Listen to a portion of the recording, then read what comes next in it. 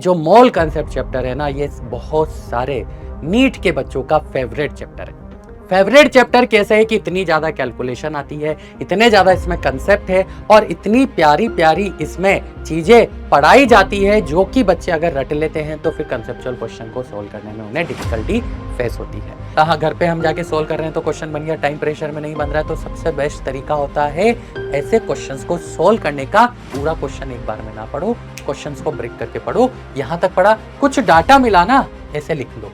आज के इस लेक्चर में हम मोलरिटी के वो कंसेप्ट आपके साथ डिस्कस करेंगे, वो कंसेप्ट मैं आपके साथ शेयर करूंगा जिसको पढ़ने के बाद आप बोलोगे कि अरे सर, मोलरिटी में तो पूरा मोल कंसेप्ट ही कवर हो गया। हेलो बच्चों, क्या हालचाल, कैसे हैं आप सभी। तो आपका स्वागत है नीट चैलेंजर के इस प्लेटफॉर्म पे, जहां पर मैं शैलेंद्र गुप्ता फिजिकल केमिस्ट्री में आज पेन किलर सीरीज के साथ आपका फर्स्ट चैप्टर स्टार्ट करने वाला हूं। तो बहुत सारे बच्चे जो कि ओलंपियाड वाला चैनल पे हैं, जो कि ओलंपियाड की प्रिपरेशन कर रहे हैं या जेईई एडवांस की प्रिपरेशन कर रहे हैं, वो मेरे को जानते हैं। और मैं अपने बारे में थोड़ा सा इंट्रोडक्शन आपको दे देता हूं कि मेरा नाम शैलेंद्र गुप्ता है। I am B Tech from national institute of technology Nagpur. मैंने केमिकल इंजीनियरिंग में बीटेक किया है और आज हम नीट चैलेंजर के इस प्लेटफॉर्म पे पेन किलर सीरीज के साथ नीट के लिए भी कुछ चैलेंजिंग कंसेप्ट डिस्कस करने वाले हैं और बहुत ही शानदार हम एडवांस के भी और फ्यूचरिस्टिक ईयर में आने लायक क्वेश्चंस भी हम आज की क्लास में डिस्कस करेंगे। बहुत सारे बच्चे ऐसे होते हैं जो कि फिजिकल केमिस्ट्री से डरते हैं। बहुत ही सिंपल सी बात है और ये सभी को पता है कि सर कैलकुलेशन बहुत आती है, ठीक है, लेंथी क्वेश्चन होते हैं, कभी कभी चमकता नहीं है कि लैंग्वेज क्या बोलने वाला है। तो बेटा इन सब पॉइंट्स को ध्यान में रखते हुए ही, इन सब पेन पॉइंट्स को ध्यान में रखते हुए हम ये सीरीज में आपके लेक्चर प्लान करके लेते हुए आगे सीरीज को कंटिन्यू करेंगे। तो आज की सीरीज में हम बच्चों स्टार्ट करेंगे सबसे फर्स्ट चैप्टर जिसका नाम है मोल कंसेप्ट। और ये जो मोल कंसेप्ट चैप्टर है ना, ये बहुत सारे नीट के बच्चों का फेवरेट चैप्टर है। फेवरेट चैप्टर कैसे है कि इतनी ज्यादा कैलकुलेशन आती है, इतने ज्यादा इसमें कंसेप्ट है और इतनी प्यारी प्यारी इसमें चीजें पढ़ाई जाती है जो कि बच्चे अगर रट लेते हैं तो फिर कंसेप्चुअल क्वेश्चन को सोल्व करने में उन्हें डिफिकल्टी फेस होती है। तो बच्चों, आज के इस लेक्चर में हम मोल कंसेप्ट के अंदर सबसे इंपॉर्टेंट जो टॉपिक है कॉन्सेंट्रेशन टर्म, उसको कवर करने जा रहे हैं। Why concentration term? तो आप बच्चों प्रीवियस ईयर के क्वेश्चंस उठा के देख लो, प्रीवियस ईयर के पेपर उठा के देख लो, आपको क्वेश्चन कंसंट्रेशन टर्म पे डेफिनेटली देखने को मिलेगा।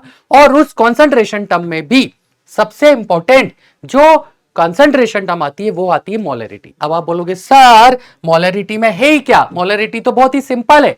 लेकिन नहीं बेटा, आज के इस लेक्चर में हम मोलरिटी के वो कंसेप्ट आपके साथ डिस्कस करेंगे, वो कंसेप्ट मैं आपके साथ शेयर करूंगा जिसको पढ़ने के बाद, जिसको समझने के बाद आप बोलोगे कि अरे सर मोलरिटी में तो पूरा मोल कंसेप्ट ही कवर हो गया। अब आप बोलोगे ऐसा कैसे? तो आओ मैं आपको बताता हूं कि वाई मोलरिटी।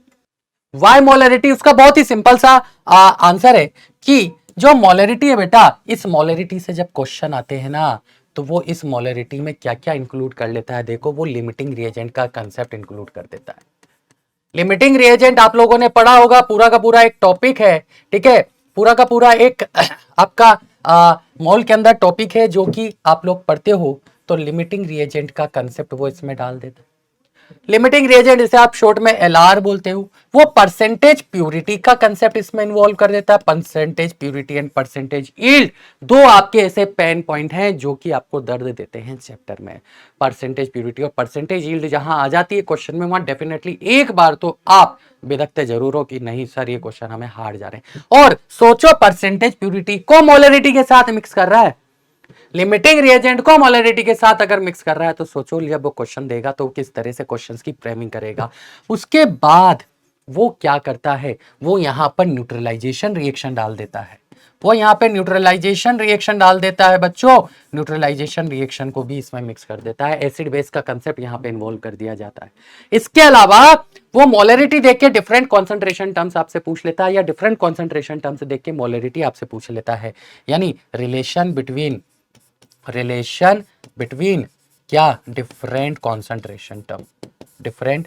अब क्या करते हो आप लोग सर इनमें कन्वर्जन जो होता है ना उसके हम फॉर्मूले याद कर लेते हैं। बेटा ठीक है, फॉर्मूला एक लेवल तक ठीक है। आज के इस लेक्चर में मैं आपको वो क्वेश्चन सोल्व करवाऊंगा जो कि एडवांस में आए हुए हैं, और अगर आप फॉर्मूला लगाओगे तो डेफिनेटली गलत करके आओगे।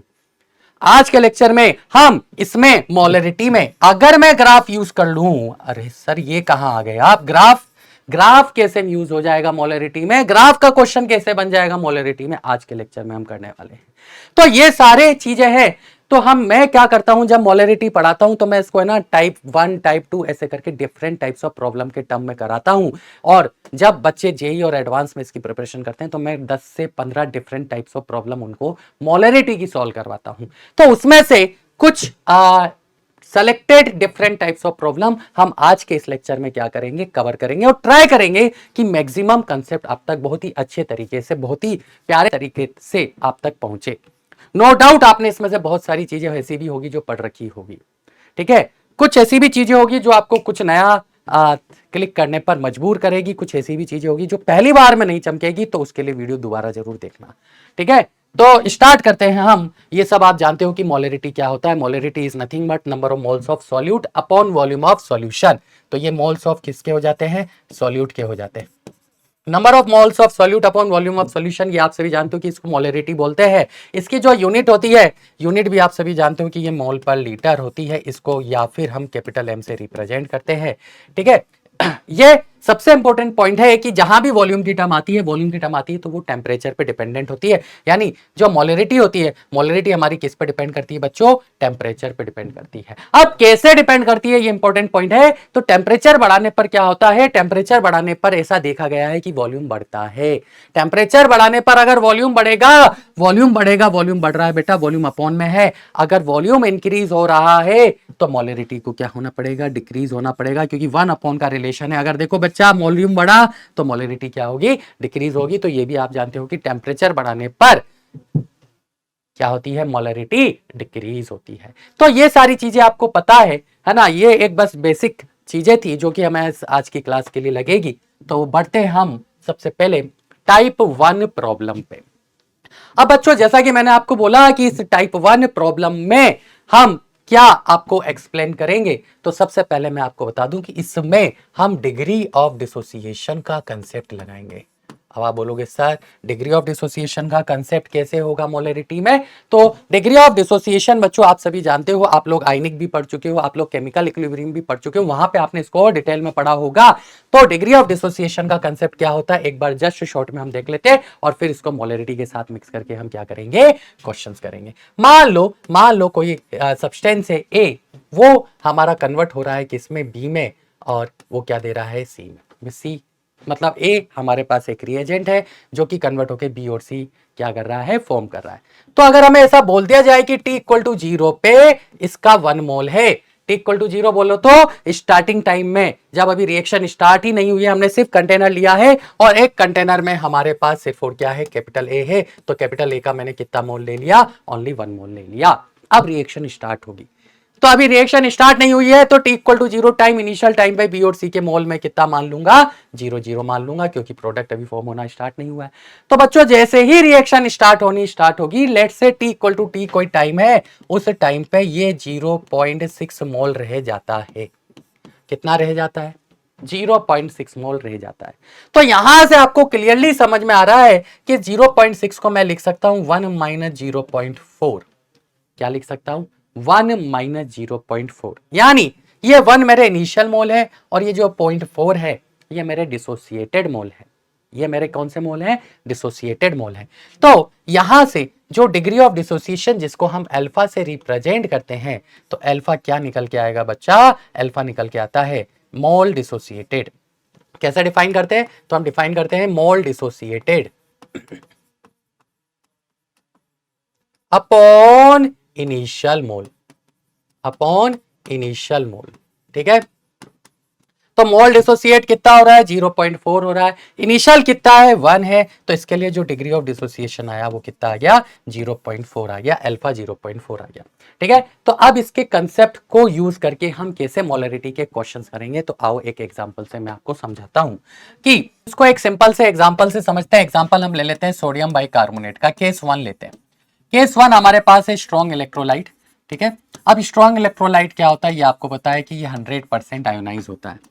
स्ट्रॉन्ग इलेक्ट्रोलाइट है, ये हमारा क्या होता है, ये 100% आयोनाइज होता है। अब अगर ये 100% आयोनाइज होता है, इसका मतलब क्या समझें, इसका मतलब ये समझें कि इसका जो डिग्री ऑफ डिसोसिएशन अल्फा होगा वो 1 होता है। बच्चों कोई भी स्ट्रॉन्ग इलेक्ट्रोलाइट को हम मान के चलते हैं कि वो 100% आयोनाइज हो रहा है, और अगर 100% आयोनाइज हो रहा है, हम मान के चल रहे हैं, तो उसका जो डिग्री ऑफ डिसोसिएशन है वो हम 1 लेके चलते हैं। तो Na2CO3 है, अब Na2CO3 कैसे ब्रेक होगा, तो Na2CO3 ब्रेक होके देता है 2Na प्लस CO3 2 माइनस, ये आप सभी जानते हैं। और उसने बोल दिया कि इसकी मोलरिटी कितनी है, 1 है। तो बताओ यहां से concentration of Na plus ion कितनी होगी, ठीक है, and concentration of CO3 2 minus ion कितनी होगी, है ना, ये हमसे क्वेश्चन पूछ रहा है। अब इसको कैसे सॉल्व करते हैं, तो सिंपल सा एक ही कंसेप्ट है यहाँ पर कि जब t इक्वल टू 0 होता है तो t इक्वल टू 0 पे इसको हम 1 मोलर मान के चल रहे हैं, यानी ये 0 है और ये 0 है। t equal to t time जब हो जाएगा ये 100% डिसोसिएट हो जाएगा, तो कुछ नहीं बचेगा, है ना। तो सिंपल सा यूनिटरी मेथड जो कि आप सभी को लगाना आता है, और जिनको नहीं आता वो ऐसे डब्बा बना लिया करो, एक तरफ Na2CO3 लिख लिया करो और दूसरी तरफ क्या लिखोगे, 2Na प्लस लिखोगे, ठीक है।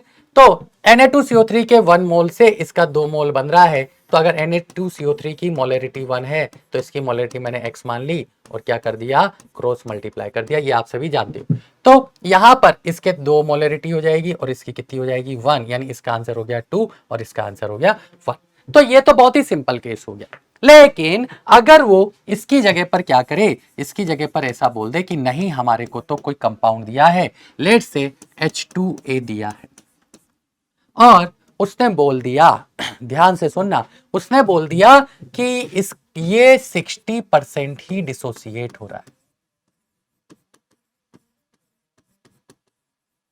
ये क्या हो रहा है, 60% ही डिसोसिएट हो रहा है, और इसकी initial molarity t equal to 0 पर क्या है, 2 है। इसकी initial molarity t equal to 0 पर क्या है, 2 है, ठीक है। और उसने रिएक्शन भी दे दी कि नहीं ये कैसे डिसोसिएट हो रहा है, ये डिसोसिएट हो रहा है H plus and Ha minus में, ये दे दिया उसने। और आप पढ़ते हो कि स्टेप बाय स्टेप ही डिसोसिएशन होता है। तो बताओ कि जब t equal to t time आ जाएगा, तो t equal to t time पर हमारा H प्लस आयन की कॉन्सेंट्रेशन क्या होगी और Ha माइनस की कॉन्सेंट्रेशन क्या होगी, ठीक है। अब ऐसे क्वेश्चंस को कैसे सोल्व करें, अब यहां पर तो उसने डिसोसिएशन का कंसेप्ट लगा दिया, तो बिल्कुल सिंपल सा कंसेप्ट है कि आप क्या करो, 2 में से क्या करो, इसको 2 अल्फा टाइम्स डिसोसिएट करो। ये बोलता है डिग्री ऑफ डिसोसिएशन का कंसेप्ट। क्या मतलब है डिग्री ऑफ डिसोसिएशन से, कि 1 अगर इनिशियल वैल्यू है तो 1 में से 1 अल्फा जाएगा, ए अगर इनिशियल वैल्यू है तो ए में से ए अल्फा जाएगा, अगर बी इनिशियल वैल्यू है तो बी में से बी अल्फा डिसोसिएट होगा, ठीक है। अगर मान लो 3 इनिशियल वैल्यू है तो 3 में से 3 अल्फा जाएगा। इनिशियल वैल्यू कितना है मेरे पास, इनिशियल वैल्यू 2 है, तो 2 में से 2 अल्फा जाएगा, ठीक है। तो मैंने मान लिया कि इसके 2 में से 2 अल्फा मोल डिसोसिएट होते हैं। अब अल्फा क्या है, तो अल्फा यहां पर देखो दे रखा है 60%, 60% का मतलब होता है 60/100, 60/100 का मतलब क्या हो गया, 0.6। तो उठा के अल्फा की वैल्यू रखो, अल्फा की वैल्यू रखोगे तो 2 - 2 × 0.6 कितना हो गया, 2 - 1.2, तो ये क्या बचेगा, 0.8 बचेगा। एक तरीका तो ये है। कुछ बच्चे इसको ऐसे भी सोल्व कर सकते हैं कि सर 2 का 60% डिसोसिएट करना है, तो 2 × 60/100, ये भी सीधा 1.2 देता है। आप चाहो तो ये डायरेक्टली भी लिख सकते हो, आप चाहो तो ये डायरेक्टली भी लिख सकते हो कि 2 का 60% क्या हो रहा है, डिसोसिएट हो रहा है। जब 2 का 60% डिसोसिएट होगा तो बचेगा कितना, 0.8, बचेगा कितना, 0.8। तो यहां पर जो डिसोसिएटेड वाली चीज है वो कितना है, वो है 1.2, 1.2 अमाउंट यहां पे डिसोसिएट हो रहा है। आप देखो इसके 1 से इसका 1 और इसका 1 बनता है, तो अगर इसका 1.2 डिसोसिएट हो रहा है तो यहाँ पे ये 1.2 मोलर बनेगा और ये भी 1.2 मोलर बनेगा। तो इस तरह के जो क्वेश्चंस हैं वो आजकल पूछे जा सकते हैं, जहां पर वो क्या करे, वो डिग्री ऑफ डिसोसिएशन क्या कर दे, चेंज कर दे, ठीक है। वो आपको डिग्री ऑफ डिसोसिएशन दे दे और बोले कि बताओ इससे मिलने वाले H प्लस आयन की मोलरिटी क्या होगी, Ha माइनस की मोलरिटी क्या होगी, ठीक है। तो इस तरह की चीजें वो क्या कर सकता है, इंक्लूड कर सकता है। इसे आप केमिकल इक्विलिब्रियम और आयनिक इक्विलिब्रियम में भी देखते हो बहुत बार। अब इसी तरह के कंसेप्ट के ऊपर एक हम सिंपल सा क्वेश्चन कर लेते हैं। बच्चों इस क्वेश्चन को सोल्व करते वक्त आप वीडियो पॉज कर दें, वीडियो पॉज करके पहले क्वेश्चन का सॉल्यूशन करें खुद, और फिर आप कमेंट बॉक्स में आंसर लिख के इसको वेरीफाई करें कि आपने जो सोल्व किया है वो करेक्ट है कि नहीं। तो आपको क्या दिया हुआ है, देखो आपको दिया हुआ है सोडियम कार्बोनेट। अब सोडियम कार्बोनेट क्या होता है, तो ये होता है बच्चों Na2CO3। इसका अमाउंट दे दिया है कितना, 25.3 ग्राम। ये क्वेश्चन ने दिया हुआ है कि इतना सोडियम कार्बोनेट हमारे पास है, ये डिसॉल्व हो रहा है in enough water to make 250 ml। 250 ml यानी यहां से हमें दे दिया वॉल्यूम, तो ये हो जाएगा 1/4 लीटर डिवाइडेड बाय 1000 आप करें तो वॉल्यूम 1/4 लीटर आ जाएगा। ठीक है। If sodium carbonate dissociate completely, इसका मीनिंग क्या लेना है, देखो आ गई वही चीज। अगर सोडियम कार्बोनेट डिसोसिएट कंप्लीटली मतलब अल्फा क्या हो गया, 1 हो गया। उसने बोल दिया स्ट्रॉन्ग इलेक्ट्रोलाइट है, और स्ट्रॉन्ग इलेक्ट्रोलाइट है तो ये 100% क्या होगा, आयोनाइज होगा। क्या पूछा है, देखो molar concentration of sodium ion Na plus and carbonate ion CO3 2 minus. तो जैसा अभी तक हम करते हुए आ रहे हैं, समझते हुए आ रहे हैं, उसी कंसेप्ट पे हमें इसे सोल्व करना है। सबसे पहले Na2CO3 को डिसोसिएट करना है, तो ये कैसे डिसोसिएट होगा, 2Na plus plus CO3 2 minus ion में हो गया। अब देखो यहां पर उसने इस बार क्या किया, इस बार देखो क्वेश्चन ने थोड़ी सी चालाकी की है, डायरेक्ट मोलरिटी नहीं दी, हमें मास दे दिया। तो हम क्या करेंगे, इससे पहले मोल निकालेंगे। तो मोल क्या आ जाएगा, 25.3 अपॉन इसका जो मोलर मास है वो 106 होता है। इसको जब आप सोल्व करोगे तो यहां से जो मोल आएगा वो हमारे पास 0.23 समथिंग आता है। वॉल्यूम हमें दिया हुआ है 1/4 लीटर, तो क्यों ना हम मोलरिटी निकाल लें। तो इसकी जब मोलरिटी आप निकालोगे तो वो क्या होगा, मोल अपॉन वॉल्यूम, यानी 0.23 बाय 1/4। ये पीछे डेसिमल के और भी आएगा, तो अप्रोक्सीमेटली ये हो गया हमारे पास 0.95 के आसपास। ठीक है, 0 पॉइंट जब आप डेसिमल के बाद एक्स कम से कम है ना, डेसिमल के बाद 2 से 3 डिजिट आपको निकालना चाहिए अगर आप कर रहे हैं। नहीं तो सबसे बेस्ट तरीका क्या होता है, आप यहाँ पे निकालो ही मत, कैलकुलेशन ही मत करो, इसको 25.3 अपॉन 106 ही रखो। और जब आपको कैलकुलेशन करनी है ना, क्योंकि तो आप इसको एज इट इज यहां पर ले और एंड में सारी की सारी कैलकुलेशन करें। अब मैं ऐसा क्यों बोल रहा हूं कि एंड में सारी की सारी कैलकुलेशन, हो सकता है कि कुछ वैल्यू क्या हो जाए, कैलकुलेशन के दौरान सीधी कट हो जाए और हमारा टाइम बच जाए, हमारा कैलकुलेशन का टाइम बच जाए। तो इसको जब आप सोल्व करोगे ना तो एक्यूरेट आपकी वैल्यू आएगी 0.95 समथिंग। तो ये मोलरिटी आ गई हमारे पास Na2CO3 की। बस अब तो हो गया क्वेश्चन सोल्व। कैसे हो गया, देखो ये जो रिएक्शन है ना, इस रिएक्शन को अगर हम फोकस करें तो ये जो रिएक्शन है, इस रिएक्शन की में हम यहाँ पर इसको दोबारा लिख देते हैं। मैंने यहाँ दोबारा लिखा Na2CO3 कैसे ब्रेक हो रहा है, तो 2Na प्लस प्लस क्या दे रहा है, CO3 2 माइनस दे रहा है। अब इसकी मोलरिटी T इक्वल टू 0 पर मेरे पास आ गई है, कितना है 0.95। तो इनिशियली ये 0 होगा और ये 0 होगा, क्यों, क्योंकि अभी तो डिसोसिएट होना स्टार्ट नहीं हुआ है। और जैसे डिसोसिएशन होगा, जो भी फ्रैक्शन ऑफ टाइम होगा उसमें, तो यहां पर ये 0 रह जाना है, यहां पर ये 0 रह जाना है। और यूनिटरी मेथड से इसके 1 से इसका 2 बनता है, तो 0.95 से इसका क्या बनेगा, 2 टाइम्स 0.95। कैसे लिखोगे, डब्बा बना लो अगेन, यहां लिख लो Na2CO3 और यहां क्या लिख लो 2, यहां पे Na प्लस, तो इसके 1 से इसका 2 बनता है। देखो ऐसा मैं नहीं बोल रहा, ऐसा क्वेश्चन बोल रहा है कि ये ऐसे डिसोसिएट होता है, 1 से 2 बनता है। तो बताओ 0.95 से कितना बनेगा, मान लो x, तो ये हो गया हमारा x, यानी इसकी मोलरिटी हो गई 1.9। ठीक है। अब इसके इसके 1 से इसका 1 फॉर्म हो रहा है, तो इसके 0.95 से इसका कितना फॉर्म होगा, तो इसकी जो मोलरिटी होगी वो कितनी आ जाएगी, 0.95 आ जाएगी।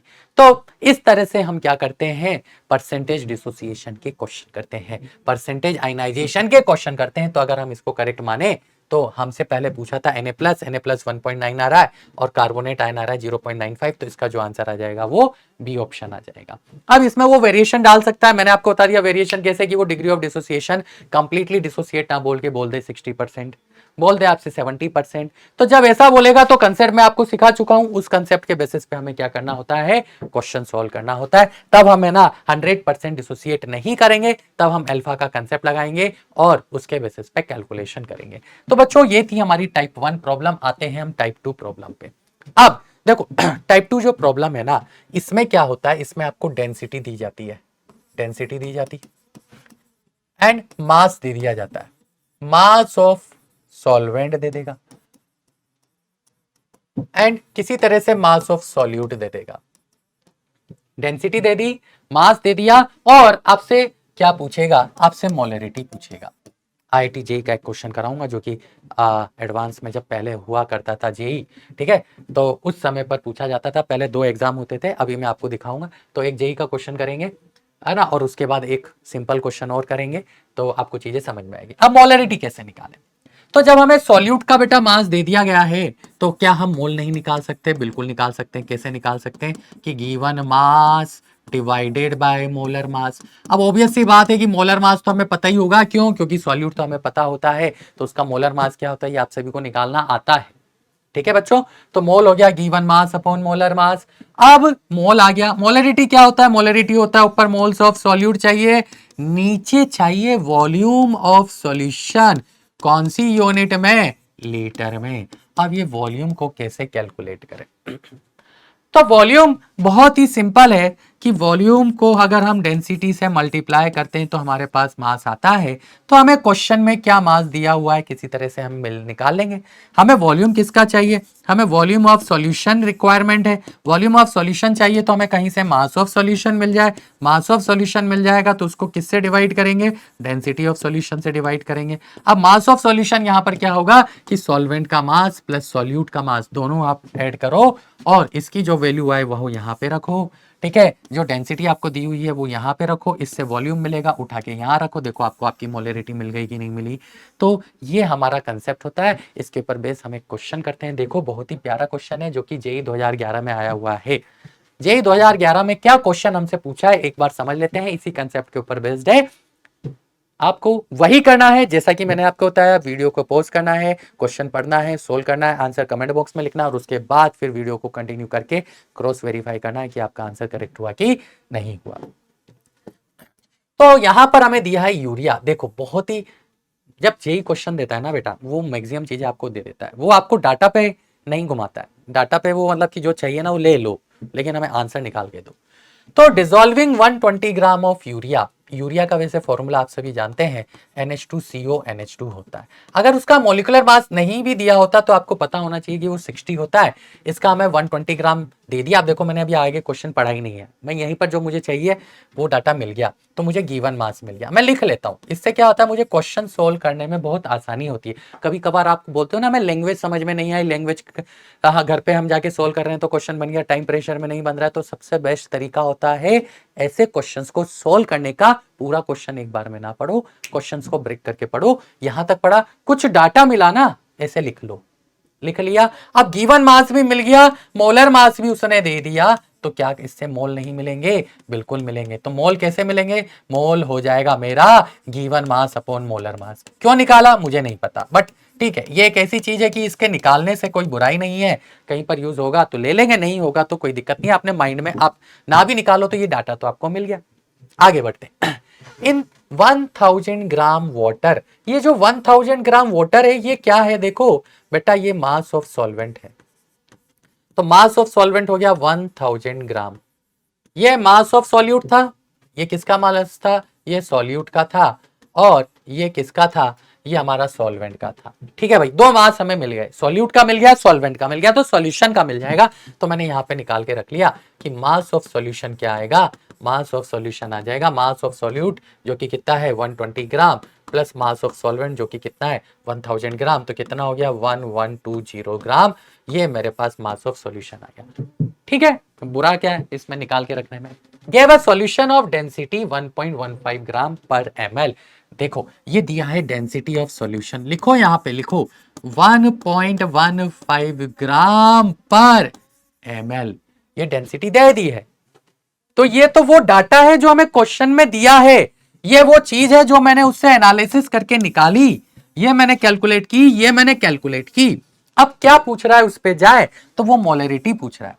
मोलरिटी पूछ रहा है तो मोलरिटी कैसे निकालेंगे? मोलरिटी हो जाएगा मोल अपॉन वॉल्यूम। मोल किसका लेते हैं? तो बेटा मोल लेते हैं सॉल्यूट का। ठीक है, वॉल्यूम किसका लेते हैं? तो वॉल्यूम लेते हैं सॉल्यूशन का। यहां तक आने के बाद भी बहुत सारे बच्चे गलती कर देते हैं। वॉल्यूम की यूनिट का ध्यान रखना, ये लीटर में लेते हैं।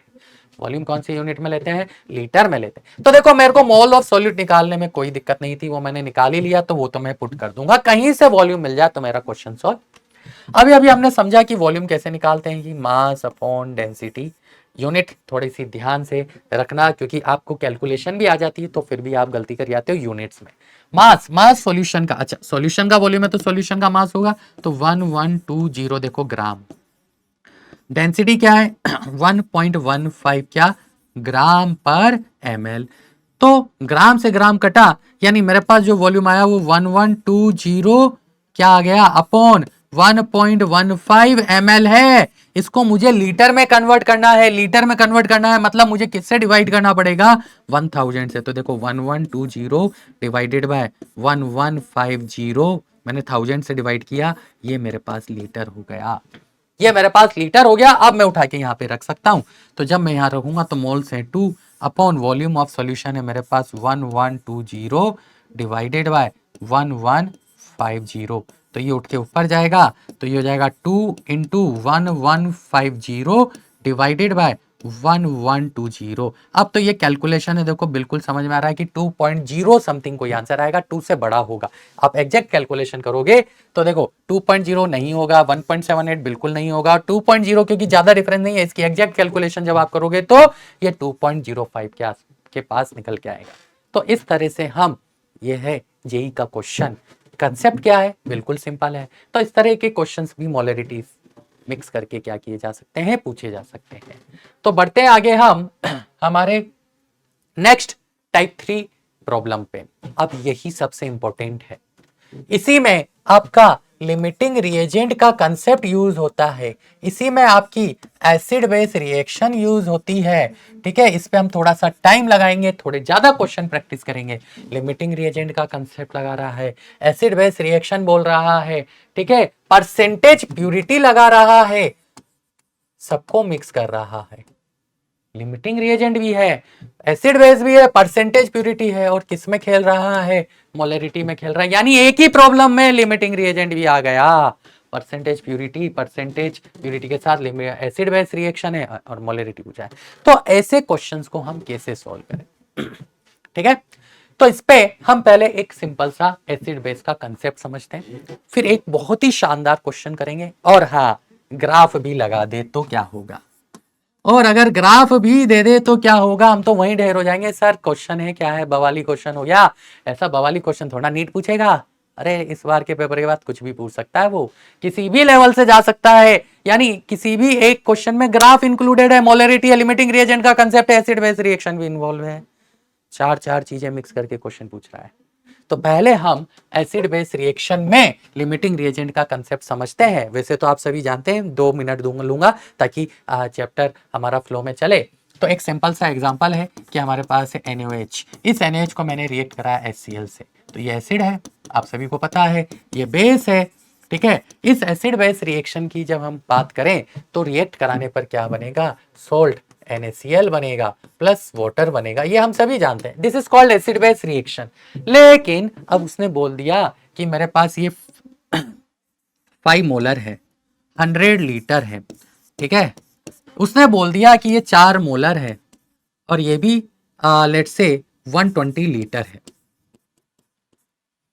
अब बहुत सारे बच्चों ने यहाँ पे एक फॉर्मूला पढ़ा होगा, सर N1V1 माइनस, मैं भी उस फॉर्मूले को पहले यहाँ लिखा देता हूं ताकि आपको ये ना लगे कि नहीं हमने नहीं पढ़ा है। आपने पढ़ा है कि N1V1 माइनस N2V2 जब भी एसिड बेस रिएक्शन हो डिवाइडेड बाय टोटल वॉल्यूम अगर आप करोगे और ये वैल्यू अगर पॉजिटिव आ रही है तो ये H प्लस आयन की कॉन्सेंट्रेशन देता है। अगर ये वैल्यू नेगेटिव आ रही है यानी बाय डिफॉल्ट हम इसको एसिड ले रहे हैं और इसको बेस ले रहे हैं, ये आपने पढ़ा हुआ है। अगर ये वैल्यू नेगेटिव आ रही है तो ये हम OH माइनस आयन की कॉन्सेंट्रेशन लेते हैं, पढ़ा है ना, ये तो आपने पढ़ा है।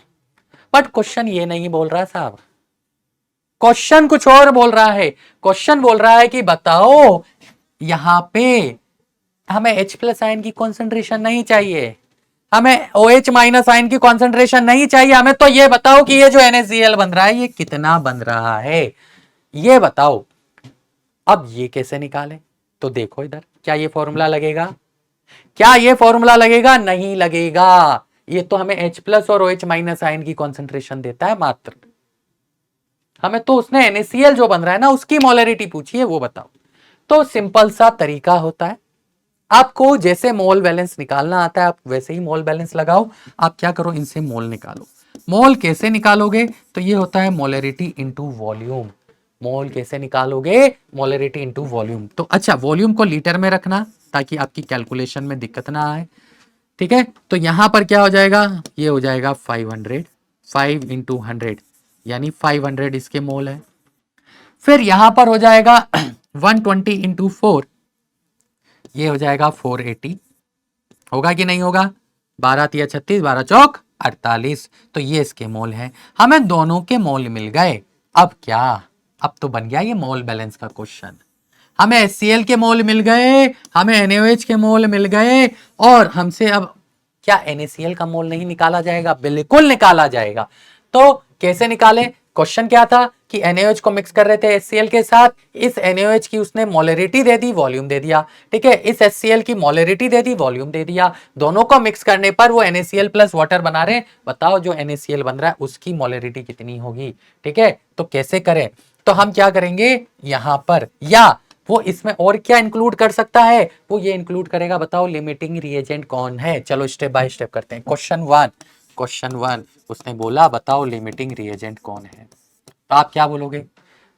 आपको क्लियरली देख के समझ में आ रहा है कैसे निकालते हैं लिमिटिंग रिएजेंट, कि मोल अपॉन स्टाइशियोमेट्री कोफिशिएंट करते हैं। मोल अपॉन स्टाइशियोमेट्री कोफिशिएंट, तो देखो इसका मोल आ रहा है 500 अपॉन इसका स्टाइशियोमेट्री कोफिशिएंट है 1, इसका मोल आ रहा है 480 अपॉन इसका स्टाइशियोमेट्री कोफिशिएंट है 1, ठीक है। तो जो वैल्यू मिनिमम आती है, मैंने क्या बोला, जो वैल्यू मिनिमम आती है मोल अपॉन कोफिशिएंट करने के बाद, वो हमारा लिमिटिंग एजेंट होता है। तो क्या हुआ, तो 500/1 500 है, 480/1 480 है, तो 480 मिनिमम है। क्या करना है, मोल बाय स्टोइचियोमेट्रिक कोएफिशिएंट करना है, 480/1 आया, इन दोनों में ये मिनिमम है। तो लिमिटिंग रिएजेंट का आंसर क्या होगा, HCl होगा, पहला पार्ट। तो एक्सेस रिएजेंट कौन होगा, NaOH होगा। अब वो बोल रहा है दूसरा पार्ट कि एक्सेस रिएजेंट लेफ्ट बताओ, एक्सेस रिएजेंट लेफ्ट बताओ, और उसकी भी क्या बतानी है, मोलरिटी बतानी है, फाइनल मोलरिटी बतानी है। अब क्या करें, अब फिर हम है ना स्टोइचियोमेट्री एनालिसिस लगाएंगे।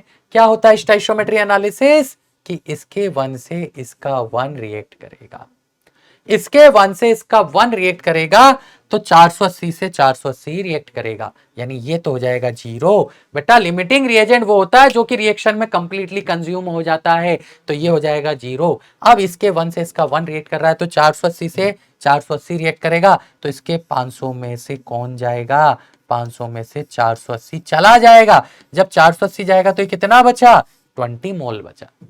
लेफ्ट कितना बचा, तो ये 20 मोल बचा, बेटा 20 मोल बचा है।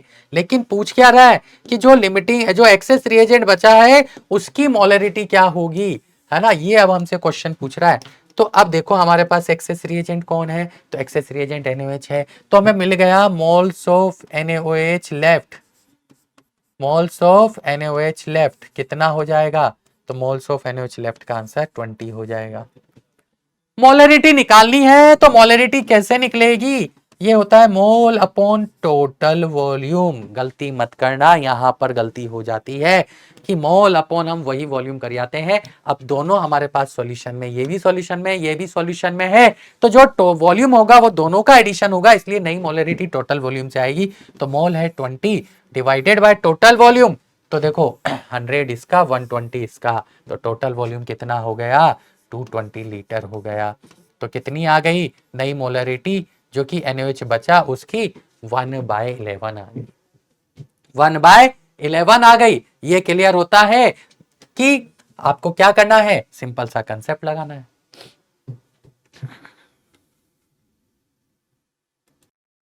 तो मास ऑफ बोले तो मोलरिटी ऑफ NaOH जो कि अनरिएक्टेड रहा वो तो निकल गया, लेकिन अब हमें क्या करना है, NaCl जो बचा हुआ है ना, कितना बना है, कितना NaCl बन रहा है उसके बारे में कैलकुलेशन करनी है। तो कैसे करें, तो बेटा सारी की सारी कैलकुलेशन आप लिमिटिंग रिएजेंट से करते हो, ये आप लोग जानते हो।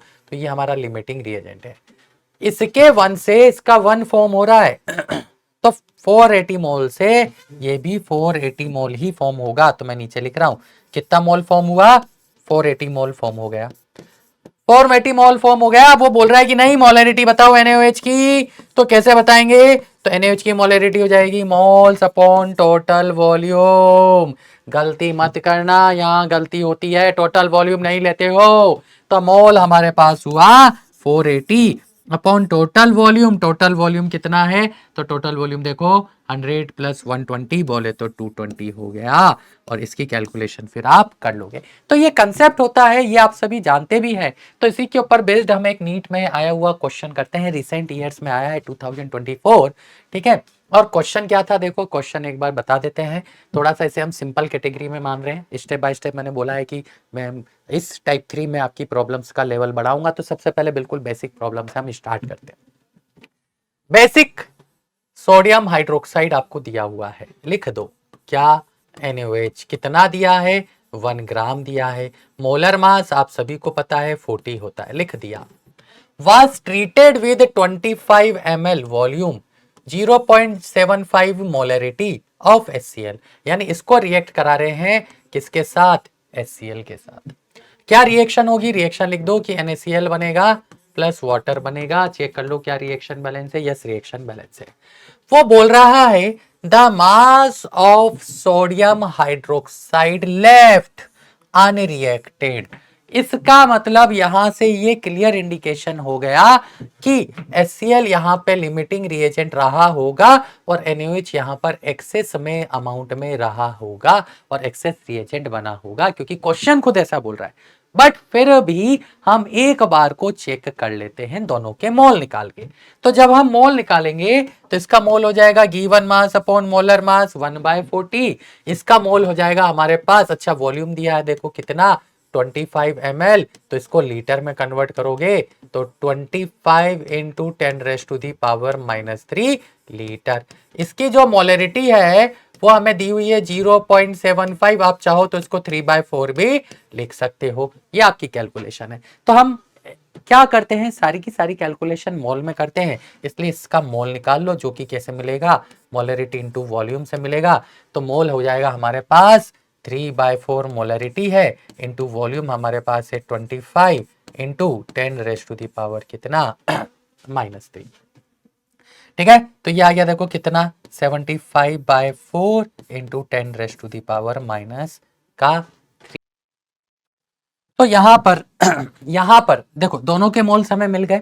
अब हम क्या करें, यहां पे दोबारा से लिख लेते हैं NaOH एंड HCl और फिर इसको लगाते हैं। कैसे लिख रहे हैं देखो ध्यान से कि NaOH प्लस HCl क्या देगा? ये हमें NaCl देगा, है ना। वाटर हटा देते हैं। इसके मोल है 1/40 और इसके मोल है हमारे पास कितना? तो ये रहा 75/4 इंटू 10⁻³ ये हमारा लिमिटिंग रिएजेंट है। तो जब रिएक्शन खत्म हो जाएगी तो ये पूरा का पूरा कंज्यूम हो जाएगा, ये 0 बचेगा। ये पूरा का पूरा क्या हो रहा है? कंज्यूम हो रहा है, तो ये 0 बचेगा। अब ये t=0 पे था, t=t टाइम पे इसके 1 से इसका 1 रिएक्ट करता है, तो ये पूरा का पूरा क्या करेगा? NaOH का अमाउंट रिएक्ट करेगा। किस में से? 1/40 में से। तो 1/40 में से क्या गया? इसको मैं लिख रहा हूं 75 इंटू 10⁻³ डिवाइडेड बाय 4। तो इतना मोल मेरे पास NaOH का रिमेनिंग है। NaOH का मोल रिमेनिंग या लेफ्ट क्या आ जाएगा मेरे पास? मेरे पास आ जाएगा 1/40 माइनस, इसको देखो मैं ऐसे लिख रहा हूं 0.75 डिवाइडेड बाय 40। लिखने का तरीका है मात्र, मैंने एक इसको ऐसे लिखा, देखो एक 10 को मैं नीचे ले गया तो यहां से इन दोनों का डिफरेंस आएगा 0.25 डिवाइडेड बाय 40। तो उसने बोला है कि मास बताओ, तो मास क्या हो जाएगा? मास हो जाएगा मोल इंटू मोलर मास। मोल कितना है? मोल है 0.25 डिवाइडेड बाय 40 इंटू मोलर मास कितना है? 40। तो 40 से 40 कट गया, कितना रह गया? 0.25 ग्राम। अब 0.25 ग्राम का मतलब होता है 250 मिलीग्राम। इसी को आप बोल सकते हो 250 क्या मिलीग्राम। 250 मिलीग्राम। देखो कोई ऑप्शन है? तो ये हो गया हमारा ऑप्शन नंबर ए।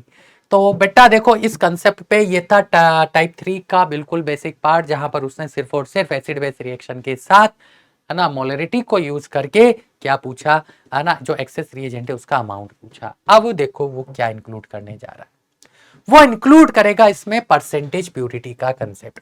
अब परसेंटेज प्यूरिटी क्या होती है, तो अगर परसेंटेज प्यूरिटी को बहुत ही सिंपल से एग्जांपल से समझें कि लेट्स से है ना आधा गिलास मेरे पास पानी है, इस आधे गिलास पानी में मैंने आधा गिलास मिल्क डाल दिया, ठीक है, और सॉल्यूशन बना दिया, तो जो मिल्क बनेगा बनेगा तो मिल्क ही, मिल्क का सॉल्यूशन बनेगा, आधा गिलास मिल्क आधा गिलास पानी, तो उस पूरे गिलास में परसेंटेज प्यूरिटी ऑफ मिल्क क्या है, तो आप बोलोगे 50%। क्यों? क्योंकि 50% मिल्क है और 50% पानी है। तो परसेंटेज प्यूरिटी को निकालते कैसे हैं, तो परसेंटेज प्यूरिटी नीचे लिखा हुआ जाता है टोटल अमाउंट टेकन,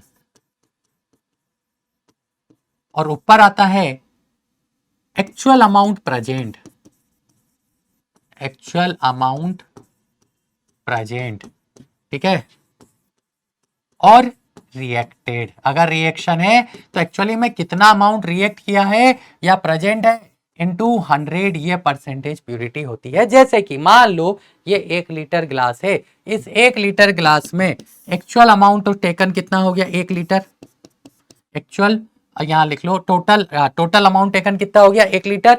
उस 1 लीटर में एक्चुअली में जो मिल्क प्रेजेंट था वो कितना था, तो वो आधा लीटर, 0.5 लीटर मिल्क प्रेजेंट था, इंटू क्या हो गया, इंटू 100 हो गया। तो परसेंटेज प्यूरिटी क्या हो गई बच्चा, परसेंटेज प्यूरिटी हमारी 50% हो गई। Percentage purity is what, this is our 50%। तो इस परसेंटेज प्यूरिटी को वो कैसे यूज करेगा, आओ देखते हैं। वो क्वेश्चन जिसका आप सभी को इंतजार था, ग्राफ भी है, ग्राफ के साथ साथ इम्प्योरिटी भी है, और इम्प्योरिटी के साथ साथ हमारे को अगर हम ध्यान से देखें तो मोलरिटी भी है। यानी एक ही क्वेश्चन में मोलरिटी भी है, परसेंटेज प्यूरिटी भी है, ग्राफ भी है, और लिमिटिंग रिएजेंट भी इस क्वेश्चन में लगने वाला है। तो इस तरह का क्वेश्चन अगर नीट को लगा, नीट को कभी बहुत ही लगा कि पेपर और ही लेवल पे जाना है, तो इस तरह का क्वेश्चन आपको दिया जाएगा। इस तरह का क्वेश्चन आपसे पूछा जाएगा जहां पर एक ही क्वेश्चन में मल्टी कंसेप्ट यूज होंगे, मल्टी कंसेप्ट यूज होंगे। तो अगर आप फॉर्मूला रट के जाओगे तो कुछ ना कर पाओगे, अगर आप फॉर्मूला रट के जाओगे तो कुछ ना कर पाओगे, ऐसे क्वेश्चन नहीं बनेंगे। तब आपको अप्रोच पता होनी चाहिए, इसलिए पढ़ते वक्त अप्रोच पे ध्यान दो, ना कि फॉर्मूला पे। तो अब इस क्वेश्चन को कैसे करेंगे, क्वेश्चन बोल क्या रहा है, आप लोग वीडियो को पॉज करें, क्वेश्चन पढ़ें, सॉल्व करें और कमेंट बॉक्स में आंसर दें, और उसके बाद इस क्वेश्चन को देखें कि क्या आपका क्वेश्चन बना, नहीं बना तो क्या गलती करी, और वो गलती करने के बाद जब मैंने आपको ये क्वेश्चन का सॉल्यूशन समझाया तो आपको समझ में आई कि नहीं आई। तो स्टार्ट करते हैं इस क्वेश्चन को। इस तरह का क्वेश्चन आपके फ्यूचर में पूछा जा सकता है, नीट किसी भी लेवल तक जा सकता है, और जब नीट किसी भी लेवल तक जाएगा तो वो इस तरह का क्वेश्चन जरूर लाएगा। ठीक है, चलो तो देखते हैं क्या है यहाँ पर। तो हमें दिया हुआ है NaOH कि NaOH की हमें मोलरिटी दे दी, ठीक है भाई, लिख दी NaOH की मोलरिटी। अभी मुझे नहीं पता, वो आधे बच्चे तो वो ग्राफ देख के ही डर गए, हवा टाइट हो गई, अरे सर ये ग्राफ दे दिया, क्या करेंगे इस ग्राफ का, हमें तो ग्राफ। थामो थामो, क्वेश्चन को पढ़ो, समझो, देखो वो क्वेश्चन बोल क्या रहा है, इतनी जल्दी घबराओ मत। तो NaOH की मोलरिटी क्या लेनी है, 1 लेनी है, ऐसा क्वेश्चन ने बोल दी। इसको स्लोली ऐड कर रहे हैं किसमें, H2SO4 में। इसका मतलब इसकी रिएक्शन होने जा रही है किसके साथ, H2SO4 के साथ, इतना तो समझ गया। ये इम्प्योर है, यानी ये भी हमें क्लियर है, मैंने हाईलाइट कर दिया। अच्छा, इसका मास दे दिया, कितना दिया, 183.75 ग्राम लिख दिया मैंने। इसका वॉल्यूम दे दिया 1000 ml, 1000 ml का मतलब कितना हो गया, 1 लीटर, मैंने लिख दिया। कोई दिक्कत वाली बात नहीं है। आगे बोल रहा है कि solution and the following plot was obtain. देखो अब यहां उसने ग्राफ की बात करी है, डाटा डायरेक्टली नहीं दिया है, उसमें बोला है ग्राफ यूज करो और डाटा निकालो। तो ग्राफ को देखने पर समझ में आ रहा है कि इधर H+ आयन की कॉन्सेंट्रेशन जा रही है और इधर वॉल्यूम ऑफ NaOH जा रहा है, और उनके बीच में हमें एक ग्राफ दिया है, ठीक है। तो इसे ग्राफ से क्या कंज्यूम समझ में आ रहा है वो हम एनालिसिस करके लिख लेते हैं, क्योंकि उसके बाद फिर हम आगे का क्वेश्चन पढ़ेंगे। तो ग्राफ से समझ में आया कि वॉल्यूम ऑफ NaOH जो टोटली ऐड हुआ वो है 3 लीटर, वॉल्यूम ऑफ NaOH कितना ऐड हो रहा है, 3 लीटर। लिख दिया, लिख दिया। H प्लस आयन जो कि टोटली यहां पे कंज्यूम हो रहे हैं, देखो यहां पे आके खत्म हो रहा है ग्राफ। तो H plus ion consumed, H plus ion consumed वो है मेरे पास 3 मोल पर लीटर, यानी इसकी मोलरिटी दे दी 3।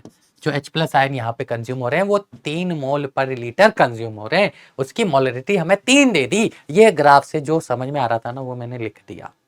अब क्वेश्चन क्या बोल रहा है, क्वेश्चन बोल रहा है the percentage purity of H2SO4 sample बतानी है, परसेंटेज प्यूरिटी बतानी है, मोलरिटी दी है, ग्राफ दिया है, और कहीं ना कहीं कुछ लिमिटिंग रिएजेंट भी लग सकता है, एसिड बेस रिएक्शन है, सब मिक्स कर दिया इसमें, सब मिक्स कर दिया। देखो परसेंटेज प्यूरिटी पूछी है, एंड स्लोप ऑफ कर्व। अब आधे बच्चे बोलेंगे सर स्लोप ही निकाल लो ना, स्लोप निकालो और आंसर कर लो, कर आओ आंसर। ये लो एक और ऑप्शन है नन ऑफ दीज, तब क्या करोगे, अगर ऑप्शन में ऐसे सेट कर देता कि मैं यहां पर इसको 75% और -1 कर देता, यहां पे मैं 90% और -1 कर देता, क्योंकि स्लोप तो हम सभी को समझ में आ रहा है कि इसका स्लोप क्या होगा, -1 होगा। स्लोप बहुत क्लियरली समझ में आ रहा है, -1 होगा। कैसे समझ में आ रहा है, जिनको नहीं आ रहा उनको मैं बता देता हूं, पहले स्लोप निकाल लेते हैं क्योंकि स्लोप भी पूछा है।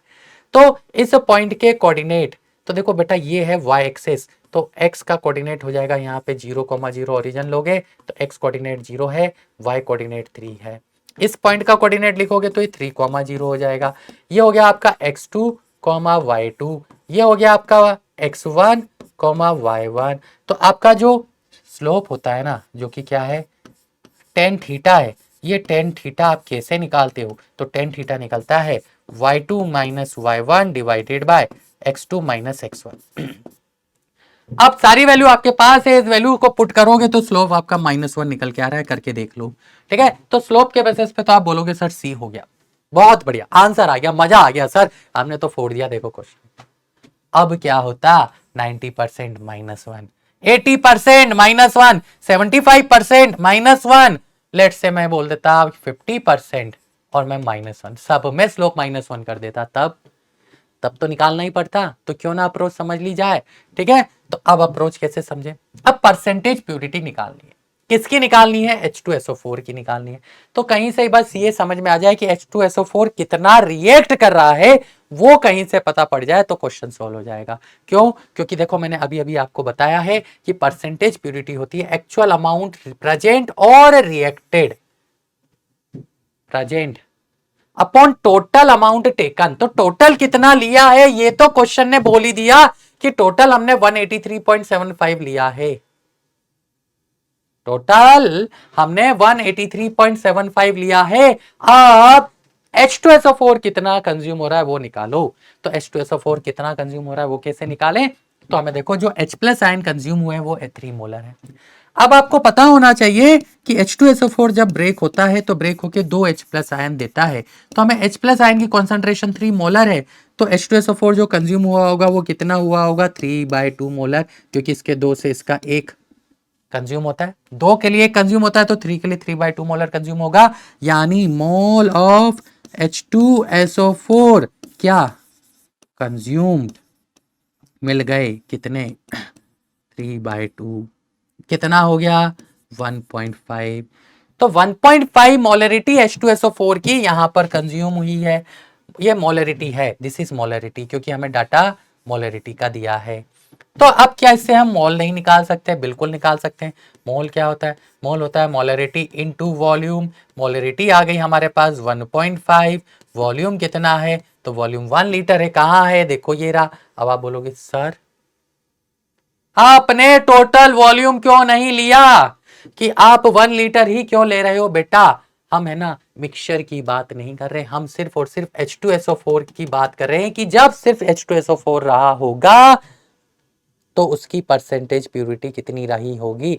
मिक्स करने से पहले की बात हो रही है, मिक्स करने के बाद बात नहीं हो रही है, ये पॉइंट पे ध्यान रखना।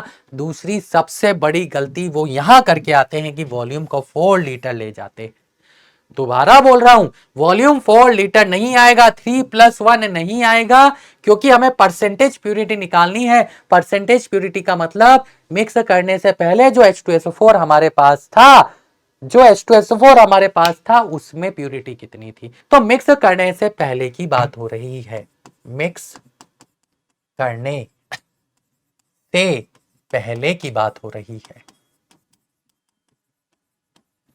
बेटा जब मिक्स करने से पहले की बात हो रही है तो मिक्स करने से पहले H2SO4 का वॉल्यूम कितना है, 1 लीटर है, इसलिए बस वही 1 लीटर लेंगे।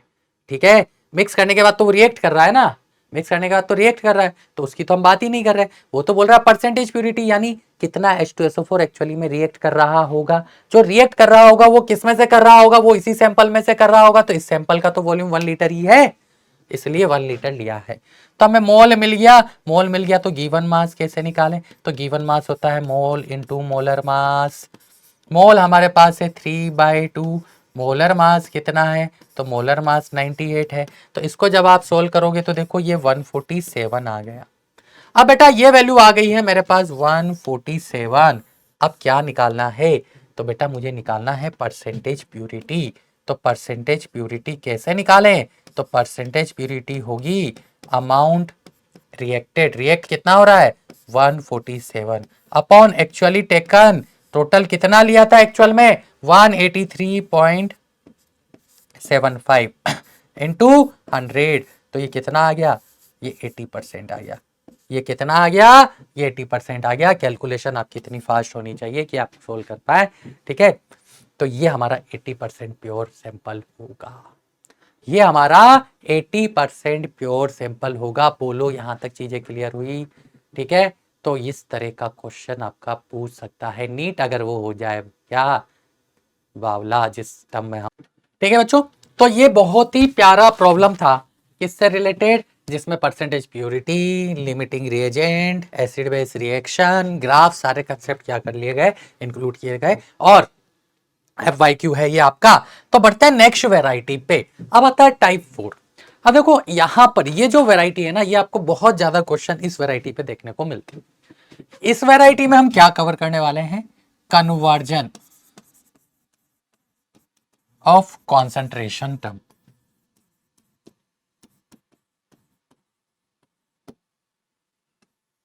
मतलब एक कॉन्सेंट्रेशन टर्म आपको दी हुई है, दूसरी कॉन्सेंट्रेशन टर्म आपसे निकालनी है, तो नो डाउट आप सभी ने इसके फॉर्मूले पढ़े होंगे, जैसे कि मोलरिटी एंड मोलरिटी का रिलेशन भी पढ़ा होगा, percentage weight by wait molarity का रिलेशन पढ़ा होगा, मोल फ्रैक्शन मोलरिटी का रिलेशन पढ़ा होगा, और इन सब रिलेशन से आपने क्वेश्चन नो डाउट सॉल्व किए होंगे। लेकिन क्या उनके डेरिवेशन देखे, लो से नहीं देखे, बट उसका मीनिंग समझा है कि वो ऐसा ही क्यों लिखा गया है। जैसे कि एक सिंपल सी बात करता हूं मैं कि मोलरिटी एंड मोलरिटी का जब हम रिलेशन निकालते हैं तो small m equal to capital M into 1000 divided by 1000 D minus capital M into molar mass of solute, ये निकल के आता है। तो जब ये रिलेशन निकल के आता है बच्चों, तो नो डाउट आपको है ना इसमें डेंसिटी दे दे, आपको मोलरिटी दे दे और मोलरिटी पूछे तो आप क्वेश्चन कर लोगे। लेकिन इसका मीनिंग क्या है, ये नीचे माइनस साइन क्या बता रहा है, इस समय से ये सब्ट्रैक्ट हो रहा है, ये क्या बता रहा है नहीं पता, रट लिया रिलेशन, इच्छा चलो डिराइव भी कर लिया, कोई दिक्कत नहीं, आपने डिराइव कर लिया होगा, रिलेशन आ गया होगा, बट यहां पर क्या है, ये क्या है और ये क्या है। अगर मैं आपको एक शानदार क्वेश्चन दूं ना इससे रिलेटेड, तो 100% बच्चे गलत करके आएंगे उस क्वेश्चन को ही, इसकी गारंटी मैं आपको लेके देता हूं। जब तक आपको इसका मीनिंग नहीं समझेगा ना, तब तक आप क्वेश्चन डेफिनेटली गलत करके आओगे। तो थोड़ा सा मैं इसका मीनिंग समझाता हूं। मैं क्या कर रहा हूं ना, ऊपर और नीचे जब आप डेरिवेशन देखते हो ना, वॉल्यूम से मल्टीप्लाई कर रहा हूं। थोड़ा सा इसका मीनिंग समझना, नो डाउट आपने ये पढ़ा है ना, लेकिन जब इस पे क्वेश्चन आएगा ना तो उड़ जाओगे। तो इसलिए इस कंसेप्ट को समझ लेना। मैं ऊपर नीचे वॉल्यूम से मल्टीप्लाई कर रहा हूं और 1000 से डिवाइड कर रहा हूं। वॉल्यूम से मल्टीप्लाई एंड 1000 से डिवाइड, तो molarity into volume, density into volume minus molarity into molar mass into volume, है ना, और 1000 से क्या किया है मैंने, डिवाइड। देखो दिख रहा है, 1000 से क्या किया है, डिवाइड। तो अगर आप ध्यान से देखोगे ना, इस पूरे को आप लिख दो ऐसे, डिवाइडेड बाय 1000, ऊपर भी 1000 से डिवाइड होगा और नीचे भी 1000 से डिवाइड होगा, या ये 1000 उठा के नीचे ले जाओ, एक ही बात है। तो अब ये फॉर्मूला कुछ ऐसा फॉर्मेट में आ गया। अब ऐसा फॉर्मेट में क्यों लिख रहा हूं, उसका मीनिंग समझना, क्योंकि जब तूफानी क्वेश्चन आएगा ना तो उस तूफान में, उस आंधी में आप लोग उड़ जाओगे। ये क्या है, ये है मोल, ये क्या है मोल। अब देखो मोलैलिटी का फॉर्मूला क्या होता है, मोलैलिटी का फॉर्मूला तो ये होता है moles of solute divided by mass of solvent. और कौन सी यूनिट में लेते हैं, तो मास ऑफ सॉल्वेंट को आप केजी में लेके जाओगे। तो मास ऑफ सॉल्वेंट को जब केजी में लोगे मास ऑफ सॉल्वेंट को जब आप केजी में लोगे तो देखो क्या होगा। तो यहां पर ध्यान से देखना, मास ऑफ सॉल्वेंट को हम केजी में रख रहे हैं, तो मास ऑफ सॉल्वेंट कैसे निकालेंगे, क्या ये मास ऑफ सॉल्वेंट है, ध्यान से देखो ये मास ऑफ सॉल्वेंट है, this is your mass of solvent, जिसमें ये सॉल्यूशन का मास है और ये सॉल्यूट का मास है।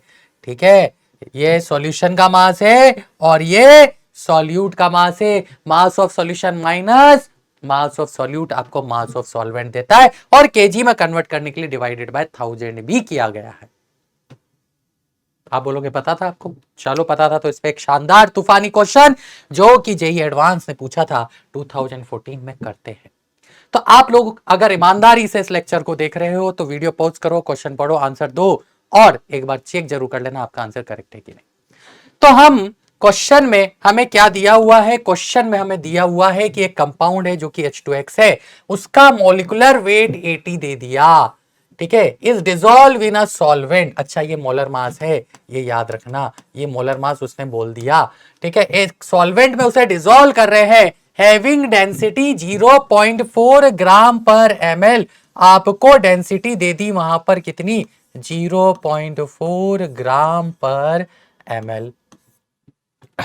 ठीक है, अब assuming no change in volume upon dissolution the molality of a 3.2 molar, यानी ये मोलरिटी दे दी है और हमसे मोलैलिटी पूछी है उस सॉल्यूशन की। यानी आपको क्या दे रहा है, वो मोलरिटी देके मोलैलिटी पूछ रहा है, ये आपको देना है, डेंसिटी दे दिया है और जो भी इंफॉर्मेशन आ चाहिए आपको दे दी गई है। तो देखो जो 100% बच्चे गलती करके आते हैं वो क्या करके आते हैं, ध्यान से देखते हैं। तो अपना आंसर जरूर कमेंट बॉक्स में लिखो मेरा वीडियो सॉल्यूशन देखने से पहले। तो स्मॉल m इक्वल टू आप क्या लगाओगे, capital M into 1000 divided by 1000 D minus molarity into molar मास। यही होता है रिलेशन ऑफ सॉल्यूट, यही रिलेशन पढ़ा है आप लोगों ने। तो आप इसको लगाओगे, मोलरिटी की वैल्यू यहाँ पे 3.2 रखोगे, इंटू 1000 करोगे, और 1000 इंटू डेंसिटी आपको कितनी दी हुई है 0.4, माइनस मोलरिटी है 3.2, into molecular mass of solute उसने दिया हुआ है 80। और जब इसको सोल्व करोगे तो आप बोलोगे सर 3200 डिवाइडेड बाय 144 आता है, जो कि ऑप्शन नंबर ए है, यही करोगे। लेकिन यहां पे आपको मैं बता दूं कि आपका ये आंसर गलत है, ये इसका करेक्ट आंसर नहीं है। आप बोलोगे सर ऑप्शन ए आ तो रहा है, अरे ऑप्शन तो मैंने बनाए हैं, आईआईटी ने ऑप्शन नहीं दिए थे, आईआईटी ने तो ये सब्जेक्टिव क्वेश्चन यानी इंटीजर के फॉर्म में पूछा था। तो अब आप बोलोगे सर क्या गलती है इसमें। ज्यादातर बच्चे इस क्वेश्चन को सोल्व करेंगे और उनका यही आंसर आएगा, लेकिन मैं बता दूं ये सॉल्यूशन गलत है, ऐसे इस क्वेश्चन को सोल्व नहीं कर सकते। रीजन बीइंग क्वेश्चन ने एक लाइन दी हुई है जो आप लोग पढ़ना भूल गए, assuming no change in volume upon dissolution. अब ये क्या बोल रहा है, ये नहीं चमका लाइन किसी को भी। अगर ये लाइन नहीं समझ में आया तो क्वेश्चन नहीं बनेगा, ये लाइन समझ लो क्वेश्चन बन जाएगा। ठीक है, अब इस लाइन का मतलब क्या है, इस लाइन का सीधा सा मतलब यह है कि no change in volume upon dissolution. Dissolution का मतलब होता है जब हम सॉल्वेंट में क्या ऐड कर रहे हैं, सॉल्यूट ऐड करके सॉल्यूशन बना रहे हैं। जब हम सॉल्वेंट में सॉल्यूट ऐड करके सॉल्यूशन बना रहे हैं तो यह प्रोसेस डिसोल्यूशन कहलाती है। और उसने बोला है कि डिसोल्यूशन से वॉल्यूम में चेंज नहीं हो रहा, मतलब सॉल्यूट यहां पर नेग्लिजिबल मान के चलना है। सॉल्यूट का जो अमाउंट है वो भी हमें नेग्लिजिबल मान के चलना है। और जब उसे नेग्लेक्ट करेंगे तो बेटा ये वाली टर्म हो गई है नेग्लेक्ट। अब ये टर्म जब हो गई है नेग्लेक्ट, तो हमारे पास रहेगा small m equal to capital M into 1000 divided by 1000 D. 1000 से 1000 कैंसिल आउट, मोलरिटी हमारे पास थी 3.2, डेंसिटी हमारे पास थी 0.4 और हमारा आंसर आ गया है 8। हमारा आंसर आ गया है 8। ये था आपकी नीट की अप्रोच। हम जब जेई में कर जाते हैं तो हम तो इस फॉर्मूले से ही नहीं जाते, हम इसको बिल्कुल अप्रोच के साथ सोल्व करते हैं। बट अगर आपको फॉर्मूला भी याद है और फॉर्मूला सही तरीके से समझा है तो भी आप इसको सोल्व कर सकते हो, तो भी आप इसको क्या कर सकते हो, सोल्व। क्योंकि वो लाइन बोल रही है कि आपको सॉल्यूट को यहां पे नेग्लेक्ट मान के चलना है। उस लाइन को ध्यान से समझो, एक बार ध्यान से समझ में आ गया तो क्वेश्चन सोल्व हो जाएगा। तो ये था, देखो किसका क्वेश्चन, जेई एडवांस का क्वेश्चन, 1 2 3 लाइन में सोल्व हुआ है। अगर फॉर्मूला नहीं, कंसेप्ट समझा है, लाइन का मीनिंग समझा है, तो 3 लाइन में आप एडवांस के क्वेश्चन को सोल्व करके आ रहे हो, जिसमें पहली बार में नीट का तो 100% बच्चा गलती करके आएगा। इवन जिन्होंने एडवांस की तैयारी करी है या जो करते हैं वो भी यही गलती करके आते हैं। वो बोलते हैं सर 3200 डिवाइडेड बाय 144 बोले तो ऑप्शन ए, और जिनकी कैलकुलेशन ज्यादा अच्छी है वो बोलेगा सर बी भी आएगा, क्योंकि 3200 डिवाइडेड बाय 144 22.22 होता है। तो बेटा वो मल्टीपल मान के ये दोनों आंसर कर आते हैं गलत, बिल्कुल गलत, क्योंकि ऐसे होगा ही नहीं, सॉल्व ऐसे नहीं होगा। दिस इज करेक्ट आंसर, ऐसे क्वेश्चन सॉल्व होता है। तो आया ना मजा। तो बेटा यही डिफरेंस है कि जब नीट अपना लेवल दिखाएगा तो वो किस लेवल तक जाएगा आपको ये समझना जरूरी है। तो कंसेप्ट पे आपको ध्यान देना जरूरी है। तो आई होप आपको ये क्वेश्चन समझ में आया होगा। एक और क्वेश्चन आता है इसी तरह का, जेई मेंस में आया है, ठीक है। पीवाईक्यूज तो आप नो डाउट आज जेई मेंस के भी कर रहे होंगे, बट यही क्वेश्चन क्यों मैंने सेलेक्ट किया वो भी देख लेते हैं। तो आप देखो यहां पर है ना, मतलब है ना, कुछ तो भी तूफानी उसने कर दिया है। ऑप्शन से समझ में आ रहा है कि मोलरिटी उससे पूछी है ना, हमें परसेंटेज दे दी गई है, ये परसेंटेज है, डेंसिटी हमें दे दी गई है, ये डेंसिटी है। अब हमसे क्या पूछा है, मोलरिटी ऑफ द सॉल्यूशन पूछा है। तो ये जो मोलरिटी ऑफ सॉल्यूशन हमसे पूछा है, अब अगेन हमें पता होना चाहिए कि मोलरिटी इक्वल टू क्या होता है। तो molarity equal to percentage weight by weight into density into क्या 10 divided by molecular mass of solute होता है। यही कर रहे हो है ना, ये इसका नो डाउट आप लोगों ने है ना डेरिवेशन भी समझा होगा। तो एक तरह से अगर ध्यान से देखें ना, तो ये क्या है, ये मोलरिटी का ही फॉर्मूला है, उसको लिखने का डिफरेंट वे है। देखो इसको, क्या ये मोल नहीं बन रहा सॉल्यूट का, क्या ये मोल नहीं है सॉल्यूट का, क्या मास अपॉन डेंसिटी, क्या ये वॉल्यूम नहीं है सॉल्यूशन का। लिखने का तरीका है, देखो मैं इसी को ऐसे लिख रहा हूं है ना, small w divided by molecular mass of solute whole divided by capital W, यानी mass of solution upon density, और इनटू 10 ये यूनिट्स को बैलेंस करने के लिए है, ठीक है। तो ये वॉल्यूम नहीं है क्या सॉल्यूशन का, है। क्या ये मोल नहीं है क्या सॉल्यूट का, है। तो ये डिपेंड करता है कि आप फॉर्मूले रट तो रहे हो, उसको समझ भी रहे हो कि नहीं समझ रहे।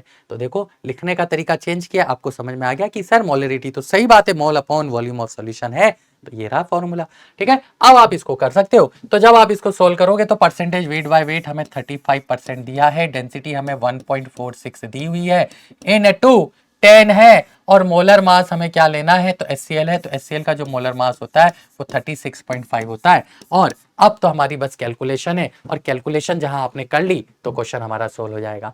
और अगर कैलकुलेशन लेट से नहीं भी आती है ना, तो इसका देखो मैं आपको एक तरीका बताता हूं कि अप्रोक्सीमेट आंसर कैसे निकाला जाए। तो देखो कैसे करेंगे अप्रोक्सीमेट कैलकुलेशन। अगर आप थोड़ा सा भी ध्यान से देखोगे, ये रेशो 1 से थोड़ा सा छोटा है, ये रेशो 1 से थोड़ा सा छोटा है, और ये 1.46 है। तो 1.46 इंटू 10 यानी 14.6 इंटू लेट्स से 0.95 के आसपास, यानी जो भी आंसर आएगा ना वो अप्रोक्सीमेट 14 के आसपास आएगा। एग्जैक्ट कैलकुलेशन आप बिल्कुल कर सकते हो। तो मैं इसमें जो आंसर लगा के आऊंगा वो सी ऑप्शन लगा के आऊंगा।